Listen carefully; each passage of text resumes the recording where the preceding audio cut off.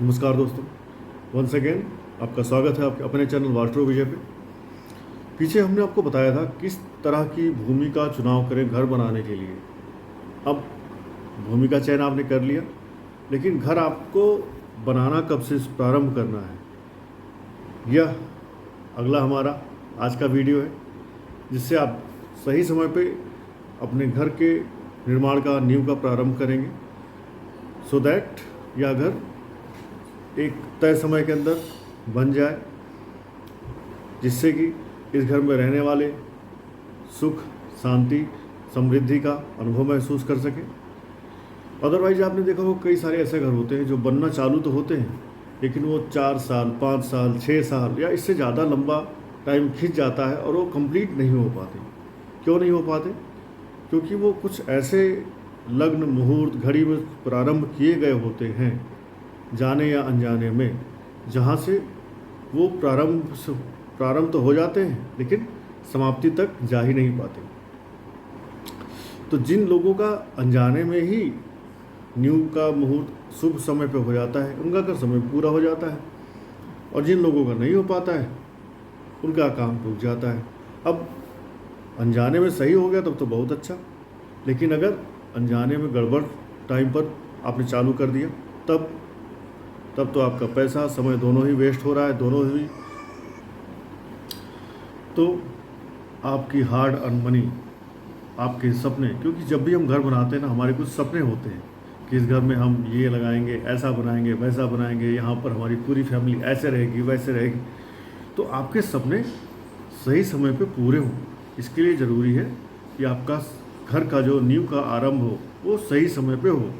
इसलिए अब मैं आपको बताता हूँ कि जब आपने घर की आप नींव प्रारंभ करें, किस महीने में, किस नक्षत्र में, किस दिशा में नींव की खुदाई करें। अगर आप नींव की खुदाई करना ही चाह रहे हैं, तो नींव की खुदाई तो करना ही पड़ेगा, तभी आपका घर बनेगा। तो सर्वप्रथम जो घर का मुखिया हो, घर के मुखिया के लंबाई के बराबर आपको गड्ढा खोदना है, और उस गड्ढे में ही आपको जो नींव के अंदर सामान डाला जाता है वो सामान डालना है। जिससे क्या होगा, जिससे कुछ ज़मीन का शोधन अगर रह गया हो, ज़मीन के अंदर हड्डी, बाल, लोहा, चमड़ा कहीं कुछ दबा भी रह गया हो, तो जब आप गृह स्वामी मुखिया के बराबर खुदाई करवाते हैं गड्ढा, और उसके अंदर ये चीज़ें दबवा देते हैं जो मैं अभी आगे आपको बताऊंगा, नाक, कच्छप, ये सब चीज़ें, तो वो दोष खत्म हो जाता है। इससे क्या होता है कि जो आप ज़मीन के अंदर से नहीं भी निकाल पाए नकारात्मक चीज़ें, वो नकारात्मक चीज़ें अब अपना नकारात्मक प्रभाव आप पर नहीं डाल पाएंगी, राइट। अब अगर सूर्य देवता, जब आप घर बनाना जा रहे हैं, घर बनाने प्रारंभ कर रहे हैं, उस समय सूर्य देवता अगर वृषभ, मिथुन और कर्क राशि में हो, अर्थात इस समय जेठ, आषाढ़ या सावन का महीना चल रहा होगा, तो हमें जो नींव खोदना चाहिए वो नैऋत्य कोण में खोदना चाहिए। आम आदमी नैऋत्य नहीं समझेगा, तो आप लिए बता दें, ये दक्षिण और पश्चिम दिशा का जो कोना होता है उसको नैऋत्य बोलते हैं। अब अगर सूर्य देवता सिंह, कन्या अथवा तुला राशि में हो, ठीक है, उस समय हमें कौन सी दिशा में खुदाई करनी है? उस समय जो महीना चल रहा होगा वो भाद्रपद, आश्विन और कार्तिक चल रहा होगा, हिंदू महीने जो चल रहे होंगे। उस समय आपको जो नींव की खुदाई करनी है वो आग्नेय कोण में, अर्थात दक्षिण और पूरब, इसको बोलते हैं आग्नेय कोण, इस दिशा में आपने खुदाई करनी है। अब अगर सूर्य देवता वृश्चिक, धनु अथवा मकर राशि में चल रहे होंगे, तो इस समय मार्गशीर्ष, पौष और माघ ये महीने चल रहे होंगे, तो इस समय आपको ईशान कोण अर्थात उत्तर पूर्व की दिशा में नींव की खुदाई प्रारंभ करनी चाहिए। लास्ट में अगर बताएं, सूर्य देवता अगर कुंभ, मीन अथवा मेष राशि इनमें संचरण कर रहे होंगे, तो उस समय फाल्गुन, चैत्र, वैशाख ये महीना चल रहा होगा, तो आपको वायव्य कोण जो कि उत्तर और पश्चिम है, उस दिशा से अपने नींव की खुदाई प्रारंभ करनी चाहिए। अब ये तो हुआ कि किस दिशा से नींव की खुदाई हमें प्रारंभ करना चाहिए, कितना गहरा खोदना चाहिए। अब कुछ दिनों में धरती माता सो जाती है, अर्थात भूशयन। जब कोई सो रहा हो तो उसको जगाना या उसको कष्ट देना अच्छा नहीं होता। ऐसे ही जब भूशयन हो रहा हो, धरती पर खुदाई करने से अपने आप को बचाना चाहिए। तो भूशयन कब होता है? सूर्य नक्षत्र जो भी है, सूर्य नक्षत्र से 5वां, 7वां, 9वां, 12वां, 19वां, 26वां नक्षत्र जो होता है, जब ये चल रहा हो तो उस समय धरती माता सुप्त अवस्था में होती है। तो इस समय हमें धरती पर खुदाई करने से बचना चाहिए। और ऐसे ही यदि मंगलवार हो, मंगलवार के दिन धरती पर कोई भी खुदाई का काम, चाहे आप कुआं, बावली, तालाब, घर कुछ भी बनाना चाहते हैं, तो मंगलवार के दिन धरती पर खुदाई करने से इंसान को बचना चाहिए, क्योंकि धरती माता मंगल की माता है। मंगल जी भूमिपुत्र हैं। यदि आप मंगलवार के दिन उनकी माता को कष्ट पहुंचाएंगे तो आपके मंगल खराब होना शुरू हो जाएंगे। तो अपने मंगल को खराब करने से भी बचे। ऐसे ही धरती माता भी, क्योंकि माता है, महिला है, तो ये रजस्वला भी होती हैं। महिलाएं, नदियाँ, धरती माता सभी रजस्वला होती हैं। सूर्य संक्रांति के दिन से, जिस दिन सूर्य संक्रांति हो, पहला दिन जिस दिन सूर्य संक्रांति हो, 5वां दिन, 10वां दिन, 11वां दिन, 16वां दिन, 18वां दिन, 19वां दिन, इन दिनों में धरती माता रजस्वला होती है। अर्थात इन दिनों में भी आपको धरती माता पे कुदाल चलाने से, फावड़ा चलाने से, खुदाई करने से बचना चाहिए। कुछ महीने होते हैं जिन महीनों में हमें नींव की प्रारंभ, घर के बनाने का काम प्रारंभ करना चाहिए।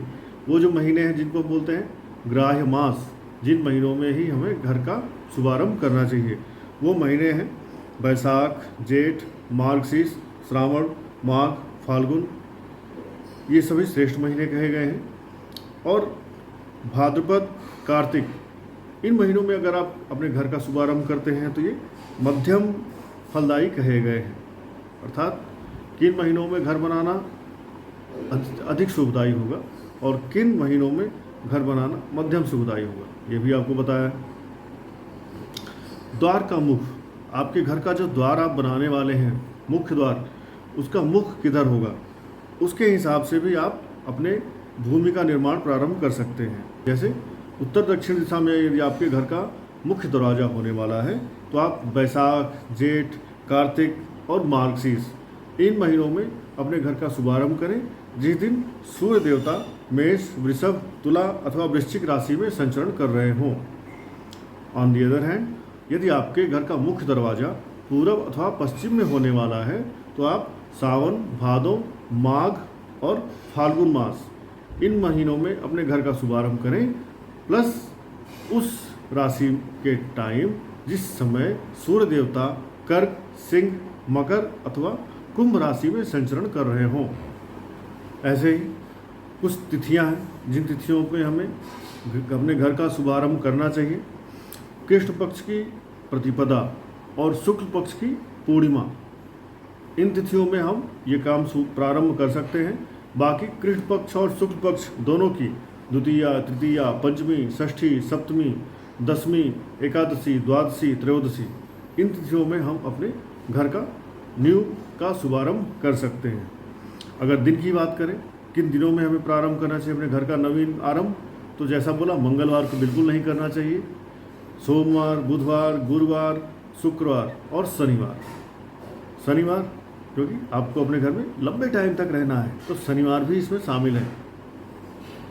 अब अगर नक्षत्र की बात करें, कौन कौन से नक्षत्र हैं जिनका ध्यान रखना चाहिए कि यह नक्षत्र हमारे घर के शुभारंभ के समय में रहे। वो नक्षत्र हैं अश्विनी, रोहिणी, मृगशिरा, पुनर्वसु, पुष्य, हस्त, चित्रा, स्वाति, तीनों उत्तरा नक्षत्र, उत्तराषाढ़ा, उत्तरा भाद्रपद और अनुराधा नक्षत्र, श्रवण नक्षत्र, धनिष्ठा नक्षत्र और शतभिषा नक्षत्र और रेवती नक्षत्र। इन नक्षत्रों का भी हमें ध्यान रख करके इन नक्षत्रों में अपने घर का शुभारंभ करना चाहिए। अब अगर देखिए लग्न, जिस समय आप फावड़ा मार रहे हैं, क्योंकि लग्न 1.5 से 2 घंटे के बाद बदल जाती है, तो आपको लग्न भी देखना चाहिए कौन सी लग्न इस समय चल रही है। तो घर आप क्योंकि लंबे समय के लिए बना रहे हैं, तो लग्न स्थिर लग्न होनी चाहिए, जिससे आपका घर लंबा चले। अगर स्थिर लग्न नहीं मिल रही है और बहुत अर्जेंट है, आपके पास समय नहीं है, तो स्थिर लग्न को अगर ना मिले तो आपको द्वि स्वभाव लग्न ले सकते हैं। स्थिर लग्न में घर बनाना चाहिए। यदि स्थिर लग्न ना मिल पा रही हो और काम अर्जेंट में करके आपको कहीं निकलना हो तो द्वि स्वभाव लग्न का आप प्रयोग कर सकते हैं, लेकिन चर लग्नों में नींव का शुभारंभ ना करें, क्योंकि स्थिर लग्न में वो काम किए जाते हैं जो लंबे समय तक आपको करने हो, लंबे समय तक आप उनको एंजॉय करना चाहते हो।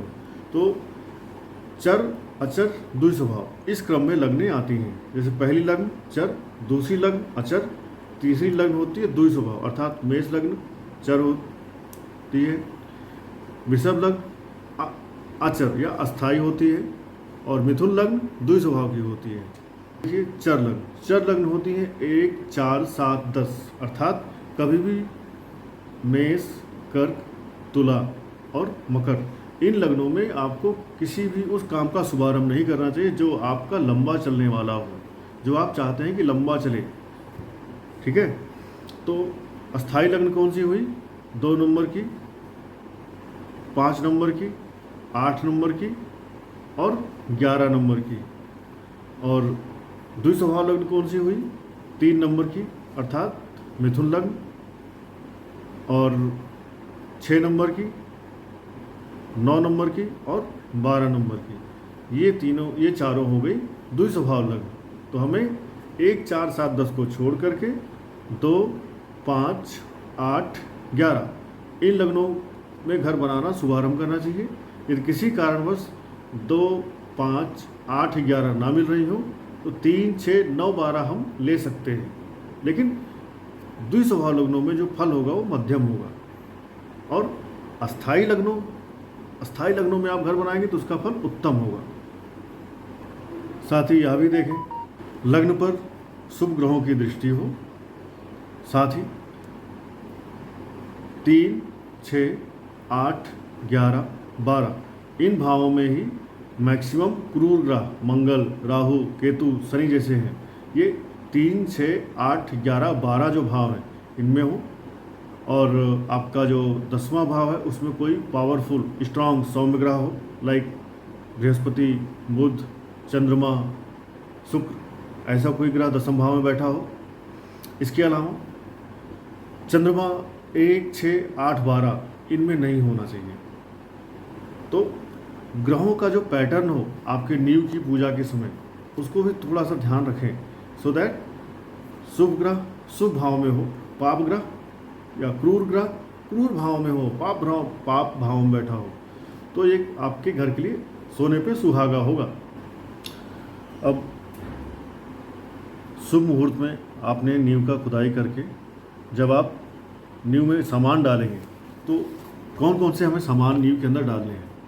जो घर का मुखिया है, घर का जो मेन गृह स्वामी हो, वो क्योंकि गड्ढा उसकी गहराई उस गृह स्वामी की ऊंचाई के बराबर ही, लंबाई के बराबर ही हमने खुदवाया रहता है, तो उस गड्ढे के अंदर वो गृह स्वामी अंदर जाएं और उसके अंदर तांबे की एक गड़वी या तांबे की एक लुटिया जैसी आती है, उसको लुटिया खोलें।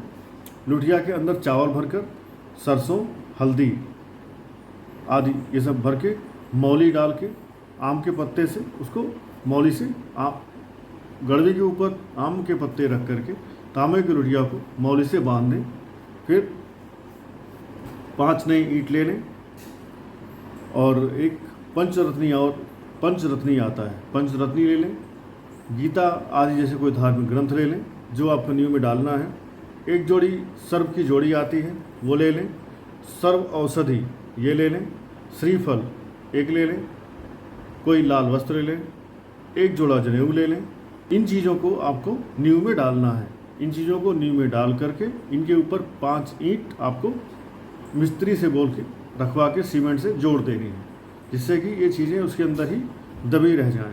ठीक है। भाद्रपद, अश्विनी और कार्तिक मास में अगर भवन का निर्माण हो रहा हो तो सर्प का मुख पूरब में होना चाहिए। जो सर्प आप रख रहे हैं, सर्प का जोड़ा, उसका मुंह पूरब में होना चाहिए यदि घर का निर्माण भाद्रपद, अश्विनी और कार्तिक मास में हो रहा है।